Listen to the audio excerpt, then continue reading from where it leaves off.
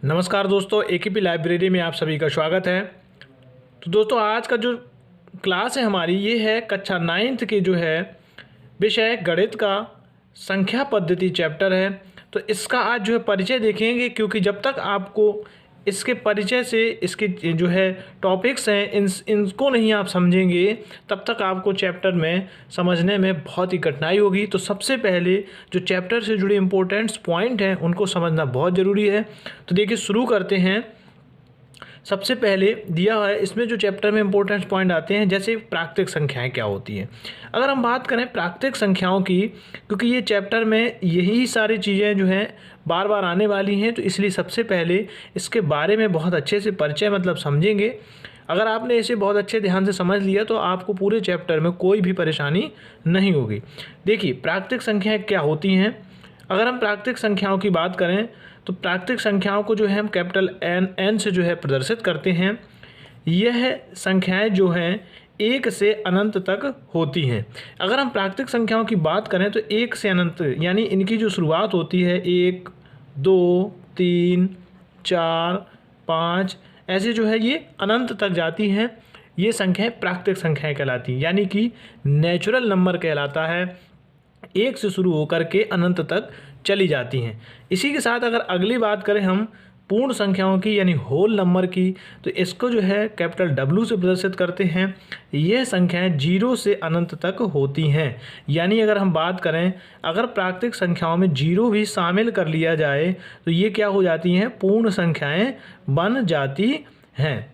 क्या होती हैं, अगर प्राकृतिक संख्याओं में हम क्या शामिल कर लें, अगर 0 शामिल कर लें तो यह जो है पूर्ण संख्या यानी पूरी हो जाती है, तो पूर्ण संख्याएं कहलाती हैं। तो 0 से लेके अनंत तक की जो संख्याएं होती हैं वो पूर्ण संख्याएं कहलाती हैं। आगे हम बात करें अगली चीज़, यानी अगला टॉपिक है हमारा पूर्णांक। पूर्णांक को हम जो है Z से प्रदर्शित करते हैं। सभी पूर्ण संख्याएं तथा ऋणात्मक संख्याएं 0 के साथ मिलकर पूर्णांक कहलाती हैं।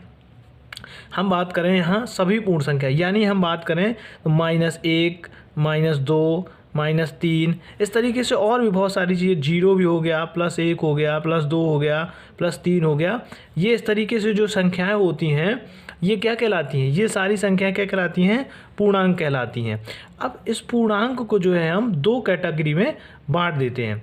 अब वो 2 कैटेगरी कौन कौन सी होती है, यानी 2 भागों में बांटते हैं। एक धन पूर्णांक होता है, एक ऋण पूर्णांक होता है। तो यानी इसमें जो ऋणात्मक संख्याएं होती हैं वो क्या कहलाती हैं, वो जो है ऋणात्मक पूर्णांक कहलाती हैं। और जो धन वाली संख्या होती हैं, प्लस वाली होती हैं, वो धनात्मक पूर्णांक कहलाती हैं। यानी कि जैसे कि +1, +2 या +3 ये धनात्मक पूर्णांक हैं। -1, -2 और -3 ये हमारी जो है ऋणात्मक पूर्णांक होती हैं। अब देखते हैं अगला जो दिया हमारा अभाज्य संख्याएं, यानी कि अभाज्य संख्याएं क्या होती हैं। तो वे प्राकृतिक संख्या जो एक या स्वयं के अलावा किसी से विभाजित ना हो, वो अभाज्य संख्याएं कहलाती हैं। यानी कि एक या स्वयं के अलावा किसी से विभाजित नहीं होती हैं। जैसे हम देखें यहाँ पर तो देखते हैं हम 3 हो गया, 5 हो गया, 7 हो गया, 11 हो गया, इसी तरीके से और भी जो हैं। तो ऐसी तरीके की संख्या होती हैं जो एक और स्वयं के अलावा। अब जैसे बात करें हम अगर 7 ले लें तो 7 जो है एक से तो सारी देखिए संख्याएं विभाजित हो जाती हैं। तो ये 1 से भी विभाजित हो जाएगा और स्वयं से यानी स्वयं 7 से विभाजित हो जाएगा। तो ये सारी संख्याएं अभाज्य संख्याएं कहलाती हैं, यानी जो किसी से विभाजित नहीं होती हैं। आगे हम बात करते हैं भाज्य संख्याओं की, यानी कि भाज्य संख्याएं क्या होती हैं। तो भाज्य संख्या जो बात करें तो वे प्राकृतिक संख्या जो एक या स्वयं के अलावा किसी और से विभाजित हो जाए वो हमारी भाज्य संख्या कहलाती हैं।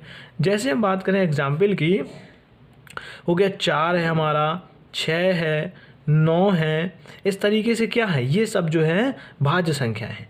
जैसे हम 9 को ही ले लें अगर, तो 9 1 से भी विभाजित हो जाएगा, 3 से भी विभाजित हो जाएगा और 9 से भी विभाजित हो जाएगा। तो यहाँ पे क्या कहा गया है कि वे प्राकृतिक संख्या जो एक या स्वयं के अलावा और से विभाजित हो रहा है, जैसे ये 3 से भी विभाजित हो रहा है, 1 और 9 के अलावा 3 से भी विभाजित हो रहा है, तो ये कौन सी संख्या हुई? ये हमारी भाज्य संख्या हुई। जैसे 4 हो गया, 1 से भी विभाजित होता है, 4 से भी विभाजित होता है और 2 से विभाजित होता है। तो जो 1 के अलावा किसी और से भी कट जाती है, विभाजित हो जाती है, वो हमारी भाज्य संख्या कहलाती है। आगे हम देखते हैं परिमेय संख्याएं क्या होती हैं। जिन संख्याओं को P/Q के रूप में लिखा जा सकता है वह हमारी परिमेय संख्याएं कहलाती हैं। जैसे 1/2 हो गया, 2/3 हो गया, ये हमारी क्या है? परिमेय संख्याएं, यानी जिन्हें हम जो है P/Q के रूप में लिख सकते हैं, या फिर हम कह दें जिन्हें हम भिन्न के रूप में लिख सकते हैं, जिन्हें हम भिन्न के रूप में लिख सकते हैं, वो हमारी क्या होती हैं? परिमेय संख्या कहलाती हैं। जैसे 1/2 हो गया, 2/3 हो गई, ये हमारी भिन्न में है, भिन्न के रूप में है, यानी P/Q का मतलब होता है भिन्न के रूप में। P/Q का मतलब क्या होता है? जो भिन्न के रूप में लिखी जा सकती हैं वो हमारी परिमेय संख्या कहलाती हैं। तो आगे देखते हैं अब अपरिमेय संख्याएं। देखिए अब हमारी बात करते हैं अब अपरिमेय संख्या की। तो अपरिमेय संख्या क्या होती हैं? वे संख्या जिन्हें P/Q के रूप में नहीं लिखा जा सकता, यानी जिन्हें हम P/Q के रूप में नहीं लिख सकते हैं, वो हमारी अपरिमेय संख्याएं कहलाती हैं। जैसे कि हम बात करें √2 हो गया, √3 हो गया, ये हमारी क्या है? अपरिमेय संख्या। जैसे पाई हो गया, ये हमारी अपरिमेय संख्या होती है, यानी जिन्हें हम भिन्न के रूप में नहीं लिख सकते हैं या P/Q के रूप में नहीं लिख सकते हैं, वो सभी संख्याएं अपरिमेय संख्याएं कहलाती हैं। ये आपके जो है प्रश्नावली में या एक्सरसाइज में इस तरीके के क्वेश्चन पूछे जाएंगे, इसलिए पहले हम लोग इसको जो है समझ रहे हैं बेसिक से। तो अगर वीडियो अच्छी लगे तो चैनल को लाइक और सब्सक्राइब करना बिल्कुल भी ना भूलें, और जितना भी हो सके अपने दोस्तों के साथ शेयर ज़रूर करें। आप लोग जो है जितना हो सके उतना जो है शेयर करिए। अब बात करते हैं वास्तविक संख्या की। वास्तविक संख्याएं क्या होती हैं? सभी संख्याओं को हम वास्तविक संख्याएं कहते हैं। जितनी भी संख्याएं होती हैं उन सभी को हम क्या बोलते हैं? वास्तविक संख्याएं बोलते हैं। अब हम लोग देखेंगे जो है वास्तविक संख्या और उनके दशमलव प्रसार को। अगर हम बात करें यहाँ तो वास्तविक संख्या और दशमलव प्रसार की, तो ये जो है 3 प्रकार की होती हैं। सबसे पहले बात करते हैं हम शांत। क्या होती हैं? शांत, सबसे पहले शांत, यानी जिसका शेष 0 हो जाए वह जो है शांत दशमलव संख्या कहलाती है।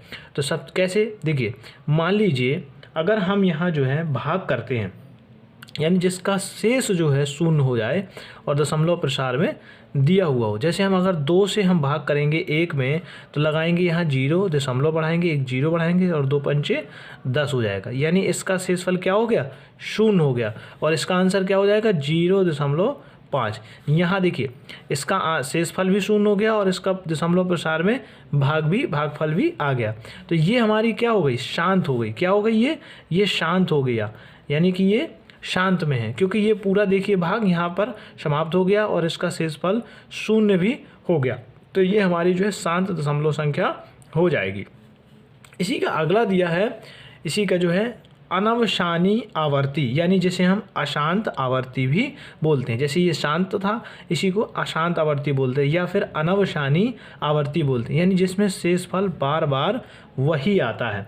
तो शेषफल जिसमें क्या आता है? बार बार, हर बार वही आता है। जैसे एग्जाम्पल के तौर पे अगर हम देखें, जैसे हम 3 से विभाजित करते हैं 10 को, अगर हम 3 से 10 को विभाजित करते हैं 3 बार जाएगा, 3 त्रिके 9, 1 बच जाएगा।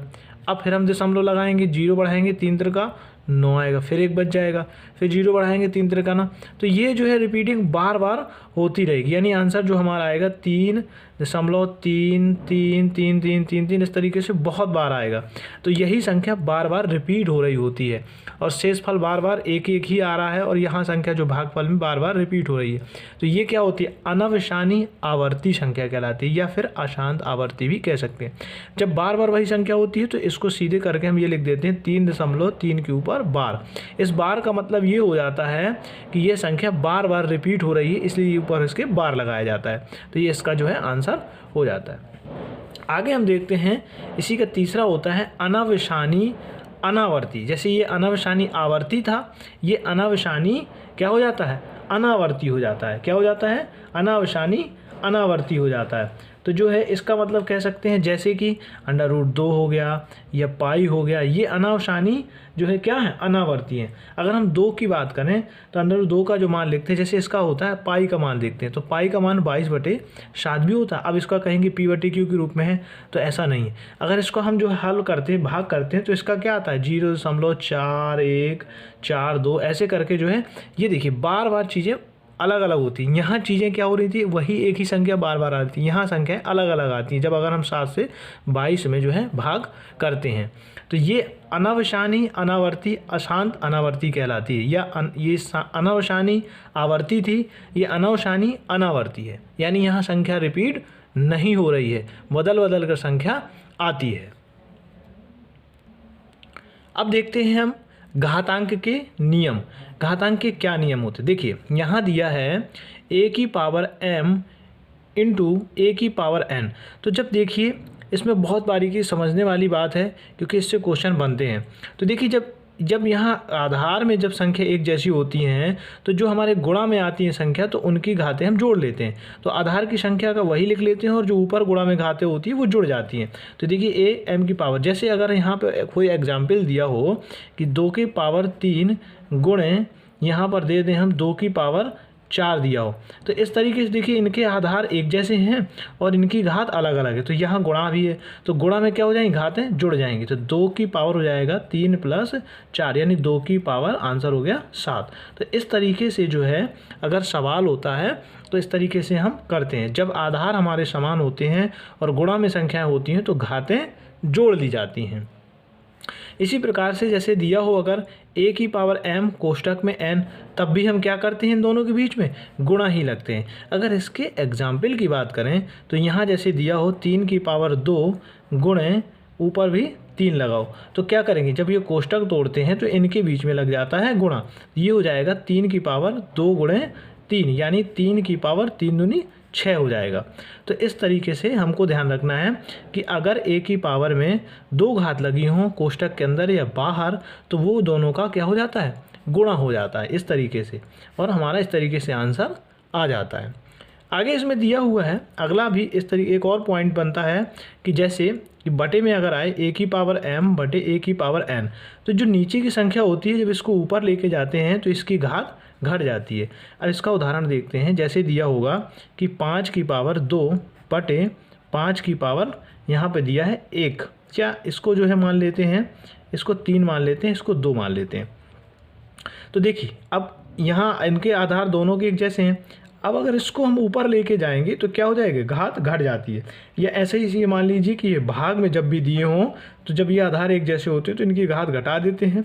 या ऐसे भी कर सकते हैं कि 5⁵3 है, इसको जब ऊपर लेके जाएंगे गुणे में तो ये 5 की पावर हो जाएगी -2, यानी इनकी घातें घट जाएंगी। तो ये हो जाएगा 5 3 - 2 = 5⁴1, यानी कि हमारा आंसर हो जाता है। तो इस तरीके से भी जो है आपका सवाल पूछा जा सकता है।